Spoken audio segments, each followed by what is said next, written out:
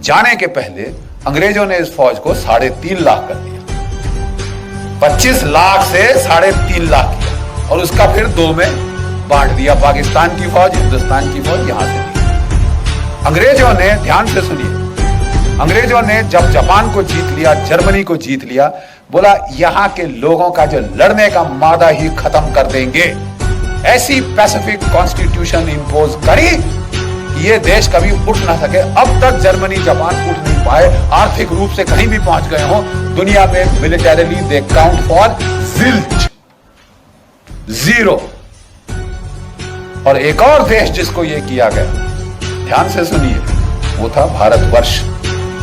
25 लाख की फौज काटी, 3.5 लाख पे लाए, 2 टुकड़े कर दिए और सोने पे सुहागा एक ऐसे बंदे को प्राइम मिनिस्टर चुना। सिलेक्ट किया गया, इलेक्ट नहीं हुआ। कांग्रेस वर्किंग कमेटी ने सरदार पटेल को इलेक्ट किया था। मत भूलिए इतिहास। Sardar Patel was elected by the Congress working committee. अंग्रेजों ने गांधी जी के थ्रू जोर लगवाया, उन्होंने नहीं, आप नेहरू को एक्सेप्ट करेंगे। और सब लोग, ठीक है महात्मा जी आप कह रहे हैं तो हम कुछ नहीं बोलते। बहुत नेचुरली खुंदक तो आई होगी सरदार पटेल बेचारों को। इलेक्ट मैं हुआ, सिलेक्ट ये हुए, जैसे इमरान खान हुए हैं बाय द वे। तो साहब एक उनको वो लेके आए नेहरू जी को। समझिए उनको आयरन मैन क्यों बोलते थे? छोटी उम्र में एक बार उनको फोड़ा हो गया, फोड़े में भर गई बस, वहां तक बहुत दर्द। डॉक्टर बोला कि इसमें तो थोड़ा जलता हुआ गर्म लोहा डालना पड़ेगा, फोड़ना पड़ेगा फोड़े को। बहुत मुश्किल था वो। डॉक्टर भी घबरा रहा था, माता पिता रिश्तेदार दोस्त बोले नहीं हो पाएगा, नहीं हो पाएगा। छोटी उम्र में सरदार वल्लभ भाई पटेल अपने हाथ से उस गर्म जलते हुए लोहे को लिया और उस फोड़े को फोड़ दिया। एक्चुअली टॉलरेट करने की दर्द को ना बहुत बड़ी एबिलिटी थी उनके अंदर। फियरलेस थे, डरते नहीं थे। विल पावर उनकी बचपन से दिखती थी। आपने कभी सोचा है अगर सरदार वल्लभ भाई पटेल नहीं होते तो देश कैसा होता? अगर आप कश्मीर से कन्याकुमारी या अगरतला से अहमदाबाद तक अगर आपको जाना तो कम से कम 7-8 बार वीजा लेना पड़ता। सोच लो मेरी बात को, अगर नॉर्थ से साउथ की तरफ चल रहे हो कितनी बार वीजा, कितनी बार परमिशन लेना पड़ता।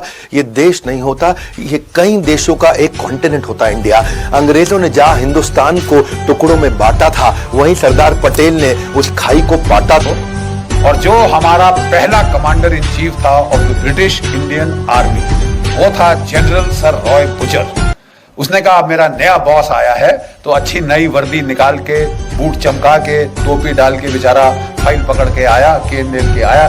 सैल्यूट किया अपने प्राइम मिनिस्टर को, नौकरी तो बनानी होती है साहब। तो सैल्यूट करके आया साहब, बोले हाँ जी क्या लेके आए जनरल साहब? तो बोले कि साहब ये expansion and modernisation plans of the Indian Army. General, I don't need an army. This is a peaceful country. I only need the police. Who needs you? Get out. इस बेचारे जो general Roy sir Roy butcher था, उसके चेहरे पे जो भाव आया उस वक्त, ये प्रधानमंत्री हैं। जब वो ऑफिस के बाहर आया तो किसी उसके जूनियर एडीसी ने पूछा सर क्या हो गया? You seem to have seen a ghost. तो वो कहता कि जी ऐसा ही कुछ है। कहता अच्छा मैं तो जा रहा हूं, अभी इनको संभालने दो अपना। अगर सरदार पटेल ना होते आपकी फौज डिसबैंड कर दी गई होती। Do you know this? 2 चीजों ने आपको बचाया, एक पाकिस्तान ने, एक सरदार पटेल। पाकिस्तान ने हमला कर दिया, उन्होंने नहीं इंतजार किया, उन्होंने शांति के नारे नहीं लगाए। लेकिन जो कुछ भी आप कह दो, उनमें इतनी तो शर्म थी कि आजाद पाकिस्तान का जो पहला गवर्नर जनरल था वो एक मुसलमान था, जिना। और हमारा कौन था? Lord Louis Mountbatten. प्यार था साहब, इश्क इश्क इश्क था। लेडी माउंटबेटन को दूर थोड़ी ना जाने दिया जा सकता है। तो बोले आप रहिए साहब। अरे यार हम मर गए, 26,000 हमारे शहीद हो गए इनको निकालने के लिए, और तुम यहाँ रोक के, वो खानदान को यहाँ रोक के हमारे ऊपर राज कराने के लिए बिठा रहे हो। और जब पार्टीशन की रॉयट्स हुई तो इन्होंने उसको बोल दिया एक मीटिंग में, you please handle. Are you sure you are the prime minister? वो भी सरकास्टिकली बोला Mountbatten, Jawaharlal you are the prime minister, you want me to take charge? नहीं जी हमारी तो यार ये तो हाल है। ऐसी आप पे सरकार थोपी गई जो हिंदुस्तान का मिलिट्री पोटेंशियल न्यूटर कर दे। बिल्कुल यही हुआ अगर पाकिस्तान ना होता इन्होंने हमारी फौज की ऐसी तैसी कर देनी थी। ठीक है साहब, ये गांधीवाद जो था जिसने हमारी फौज का सफाया कर देना था। और पाकिस्तान के टैंक वाकई 1965 में दिल्ली में आके नमाज पढ़ते। ये इस किस्म की ट्रेचरी हमारे साथ हुई।